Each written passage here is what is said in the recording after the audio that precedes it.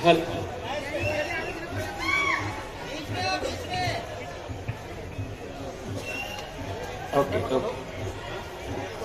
जय जोहार का नारा है, जय जोहार का नारा है, दो हाथ ऊंचा करके जय जोहार का नारा है, जय जोहार का नारा है, जय जोहार का नारा है। यह नारा 2015 में मैंने गढ़ा था और इस नारे ने दक्षिणी राजस्थान और हमारे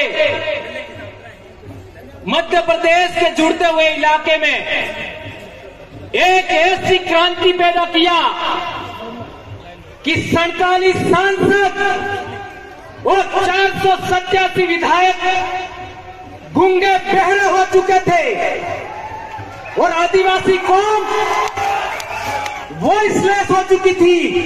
उसका जवाब दिया और आज की तारीख में 5 विधायक और 1 सांसद इस नारे की बदौलत विधानसभा और लोकसभा में गए।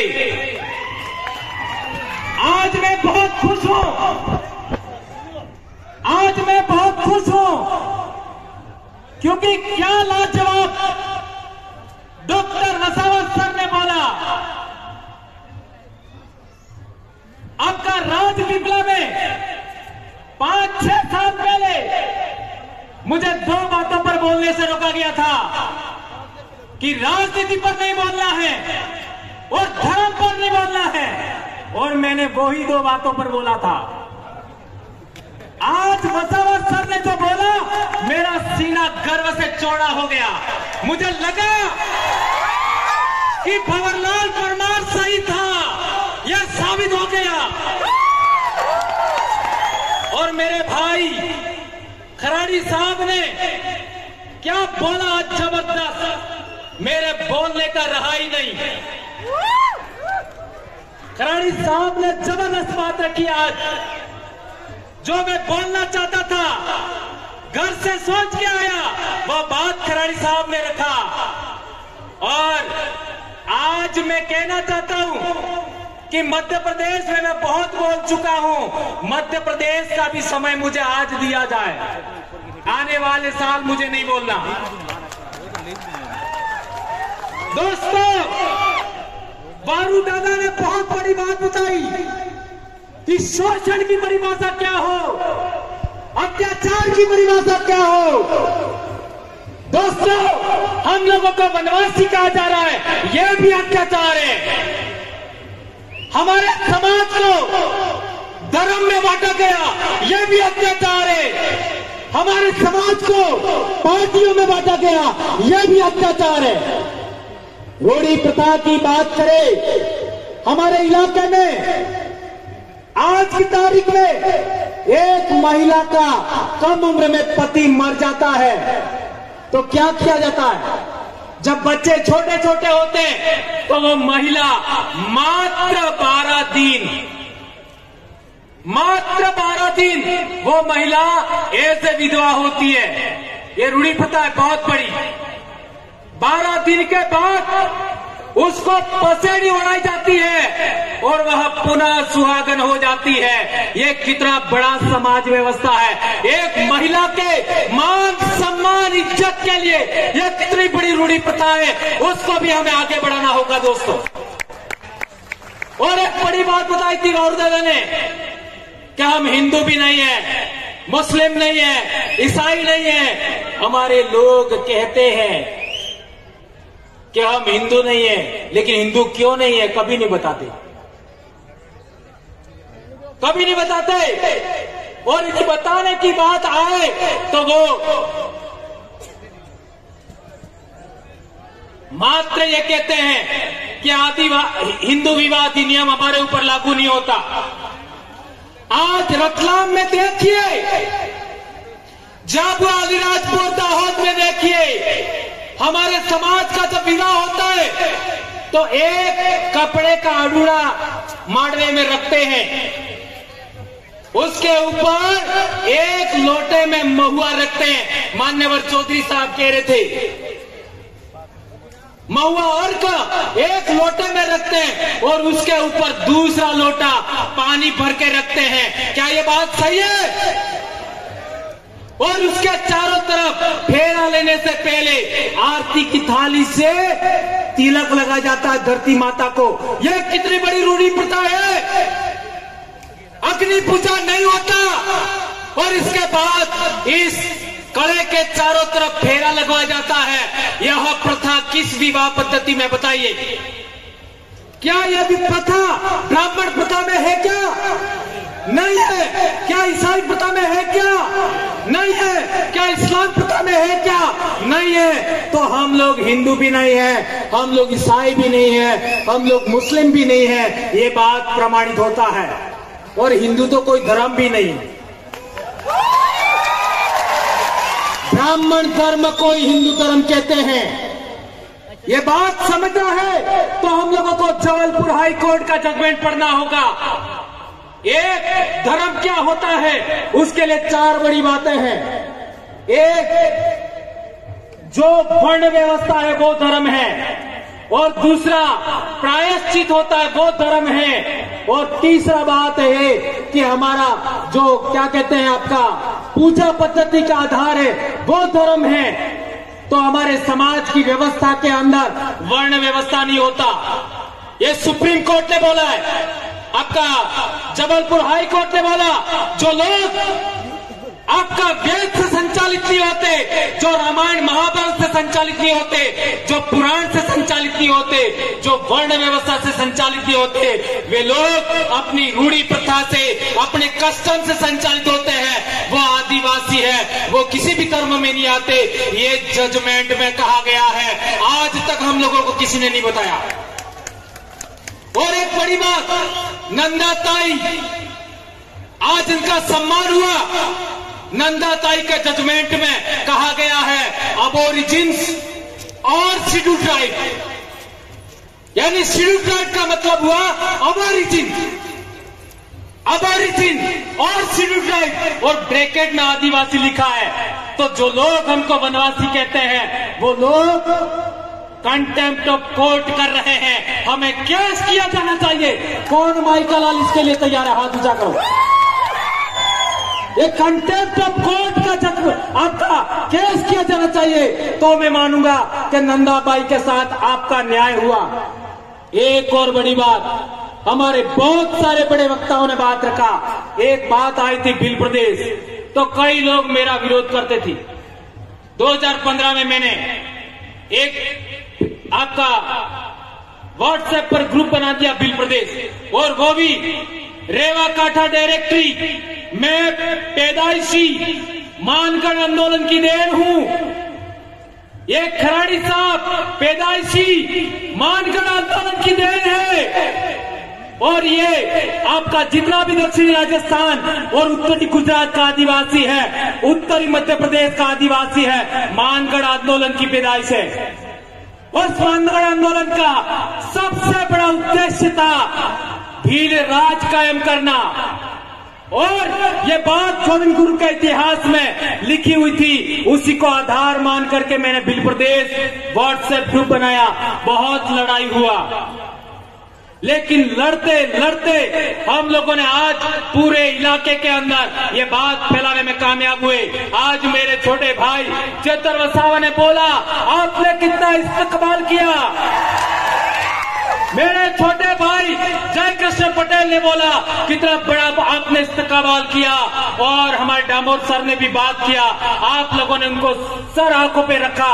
ये बात हम लोगों को आगे बढ़ाना है। लेकिन मेरा भील प्रदेश क्या है?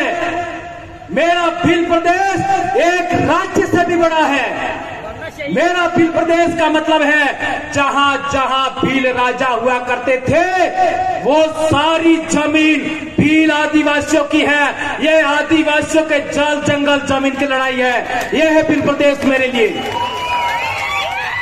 भिल प्रदेश का मतलब जहां जहां हमारा बाप दादा राजा महाराजा थे वो सारी जमीन हमारी है, चाहे वो आज की तारीख में कोई भी बैठा है। और एक बड़ी बात, हमारे लोग जो संसद में और विधानसभा में गए हैं, वे लोग जब हमारे समाज की एट्रोसिटी होती है, हमारे समाज का मर्डर हो जाता है, हमारे समाज के गांव उजाड़ दिए जाते हैं, हमारे समाज का पेशाब कर दिया जाता है मुंह पर, तब भी मुंह नहीं खोलते। उसका कारण क्या?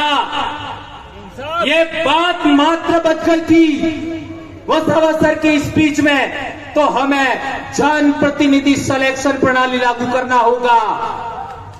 जनप्रतिनिधि सिलेक्शन प्रणाली का मतलब क्या है? एक विधानसभा के अंदर करीब 500 लोग वोट करेंगे, जो जीतेगा वो चुनाव लड़ेगा, बात खत्म। एक लोकसभा में 700 लोग सभी गांवों के वोट करेंगे और जो जीता वो चुनाव लड़ेगा, बात खत्म। यह है जनप्रतिनिधि सिलेक्शन प्रणाली। इसी के आधार पर हमारे लोग आगे बढ़ रहे हैं। और एक बड़ी बात कि ये लोग नहीं बोलते हैं, तो क्यों नहीं बोलते हैं? तो उनका सिलेक्शन उन लोगों ने किया है। इसलिए मैं कहना चाहता हूं, आदिवासी क्षेत्र से कांग्रेस भाजपा बाइकॉट। आदिवासियों की महाराष्ट्र में दूसरी पार्टी बनानी है, बनाओ। मध्य प्रदेश में बनानी है, बनाओ। गुजरात में बनानी है, बनाओ। जितनी बनानी है बनाना हो, लेकिन आपका कोऑर्डिनेशन करना, अलायंस करना, लेकिन कांग्रेस भाजपा बाइकॉट, खत्म, टाटा बाय बाय। इसी तरीके से आदिवासी एकता कायम करना चाहते हो, रूढ़ी प्रथा बचाना चाहते हो, संस्कृति बचाना चाहते हो, तो तीनों धर्मों को भी बाइकॉट करना होगा। प्रकृति धर्म, आदिवासी धर्म, जो कहना कहो, इंडिजिनस धर्म, ट्राइबल रिलीजन 1931 में था, पुनः लागू करो। जो करना है करो, जो राय बनती है करो, लेकिन इनको आउट करना होगा। और ज्यादा नहीं तो इस दिमाग से तो आउट करो। है मान्यवर चौधरी सर कह रहे थे, मेरी बेटी एमबीबीएस कर रही है, मेरा बेटा एमबीबीएस कर रहा है, एक 9th क्लास में बेटा पढ़ रहा है, तीनों के सर्टिफिकेट के अंदर, स्कूल के अंदर आदिवासी लिखवाया मैंने। और मैंने नंदाबाई का ही रेफरेंस दिखा, वो कोर्ट में का जजमेंट लेके गया, ये आदिवासी लिखा है। और यदि आप नहीं लिखते हो, इस पर साइन करो, मैं आपके ऊपर कोर्ट ऑफ कंटेम्प्ट का केस ठोकूंगा। तो तहसीलदार भी डर गया। और ये बात हो गया। एक अंतिम बात, हाँ, हमारे समाज के अंदर किसी का विवाह हो जाता है और किसी कारणवश आदमी महिला को दान क्षेत्रों नहीं आले, नियमज में दान एटले अनाज, क्षेत्रों एटले मर्यादा, सम्मान। महिला के साथ सम्मान नहीं करे और पोटली पैक करके रोज बदमाशी करे, मारे पीटे, तो हमारे महिला को छेड़ा छूट लेने का हक था। एम आई राइट? और छेड़ा छूट का मतलब तारे मारे मामलों खत्म। तो नहीं बीसी मળી सके तो मने मरे कर जो कोई। यह बहुत बड़ी बात है दोस्तों। यह हमारी विवाह पद्धति, हमारी पूजा पद्धति, हमारी रूढ़ी प्रथा, कस्टमरी लॉ के लिए बहुत बड़ी बात है। एक और बात, जो टाइगर प्रोजेक्ट के नाम पर हमारी जमीन छीनी गई, अभी पालघर को लेकर के जो हुआ, पिछली बार कालूराम दादा ने बोला था और अभी एक भाई ने भी, हमारे साथी ने बोला, पालघर में क्या क्या हुआ, स्टैच्यू ऑफ यूनिटी पर क्या क्या हुआ, आपका केवड़िया में आपका क्या क्या हुआ, हसदेव में क्या क्या हुआ, मणिपुर में क्या हुआ। हमारे लोगों को गुमान था हमारी राज्यपाल आदिवासी है, हमारे लोगों को गुमान था हमारी राष्ट्रपति आदिवासी है। क्या किया? सिफर इसलिए मेरा विश्वास उठ गया है और मैं लंबे समय से कह रहा हूं, सरकार तेरी नौकरी लेना है तो ले ले, मैं कभी चुनाव नहीं लड़ूंगा, लेकिन तुम्हारा बंदोबस्त करके छोड़ूंगा, नहीं छोड़ूंगा। और आदरणीय वसावा सर को भी कहना चाहता हूं, मैं जिंदगी में कभी चुनाव नहीं लड़ूंगा, लेकिन नेता पैदा करके छोड़ूंगा। मैं मेरे बाप की औलाद हूं, मैं मेरी मां की औलाद हूं और बाप की अकेली औलाद हूं मैं। और 2011 से इस बीमारी से पीड़ित हूं, फिर भी नहीं डरा मैं। कितना क्या क्या हुआ मेरे साथ, खराड़ी साहब को पूछ सकते हैं आप लोग। एपीओ किया, निलंबित किया, क्या कर लोगे? लाखों भंवरलाल परमार पैदा हो गए। धन्यवाद दोस्तों, आप लोगों ने मुझे इतना बेरहमी से सुना और संचालक भाइयों ने, मेरी बहनों ने, मेरे भाइयों ने और इतना मुझे समय दिया।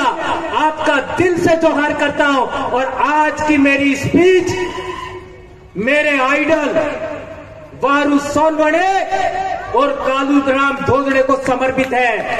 जय जोहार, जय आदिवासी, जय बिलबटेश, जय भारत। आबू आदि सुमरे, आबू आराज, आपकी जय। धन्यवाद दादा।